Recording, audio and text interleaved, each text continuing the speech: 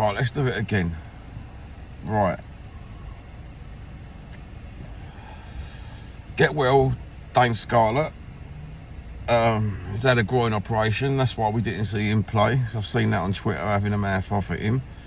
I've also seen on Twitter they're having a pop at injured players for not going to support their team abroad, namely Son. I thought that at first, and then I've done my research and found out that flying is no good when you're trying to get back off an injury, and it's a leg injury, a foot injury, a thigh injury. It only prolongs it even worse. So that's why you don't see the captain going out to support the club. Watched a few good videos this week. One of them I didn't realise buying views was a thing. I knew that buying subs was a thing, but I didn't know buying views and subs was a thing, which is kind of mad, isn't it? Which is kind of mad. I don't see the problem with if you want to earn a few bucks and you want to buy yourself up to 1,000. Yeah, I don't have a problem with that. But when you're buying subs predominantly every other week, every other 2 weeks, and your content's exactly the same and your views are really low, who are you buying the subs for? It don't get you anywhere else, does it? It don't get you anywhere with analytics, does it? Because the subbers have got a view for the analytics to work, no? Or am I talking absolute waffle? But yeah, if you want to buy yourself, if you want to get a channel, and you want to make money out of it, and you want to get yourself up to 1,000 as quick as you can without doing content, and you want to make some cash, how much cash do you make? I don't know. I've never made any cash out of YouTube. Not one bit. I've never even took a sponsorship deal off of anybody. I know there's a few people that take analytics rather seriously, and I'm afraid I'm not one of them. I do enjoy getting subs. It's great for my ego. It makes me feel like Charlie Sheen on a good day. You know what I mean? This is going to be a quick video, isn't it? There's nothing to fucking...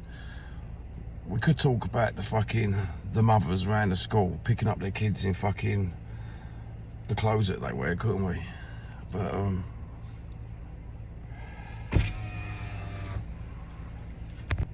my missus wouldn't be too happy, so I've got to walk around. I've already bumped into 4 trees, 3 lampposts, 3 sandpits, 4 cars, and poked myself in the eyes twice, because what's the latest trend? See-through clothes. Where, you know what I mean? I've seen more vaginas this year than I ever have in my whole lifetime, mate. And add to that the yoga pant collection. Well, fuck me. Where are we going in this world? Might as well not wear no clothes. Start off as we fucking meant to start off, as we was born. Mind you, I think that's an English mentality, isn't it? There, because I don't feel no two way about taking my clothes off. Maybe that's just the Spanish in me. You know what I mean? I walk about the house in a pair of fucking pants. I couldn't give a fuck. I'll answer the door in a pair of pants. Right, Crystal Palace.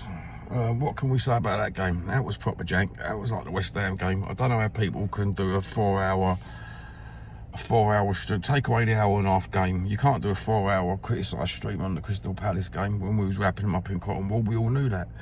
The next game against Aston Villa, no doubt we'll be wrapping them up in cotton wool as well. So it's pointless doing fucking long videos at the minute. Johnny Nostradamus says, I foresee in 2.5 weeks' time we're going to be predominantly having transfer talk. So no doubt we'll get all the big wankers and jankers talking about the transfer talk. Is there any point of talking about the transfer talk? No, because you ain't got a fucking clue. We're supposed to be having Paratici back. Paratici, apparently if he comes back then Ange goes, even if he wins. I'd like to see a Paratici equipped hand squad, even though I don't like Paratici, or Parafivi as I call him.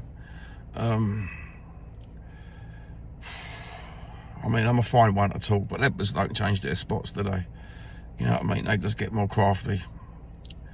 Coming from the background I come from, that's the way it works out, doesn't it? You know what I mean? You can't be one way and you can't be this way. You can only be one way, and that's the way he's always worked, underhanded.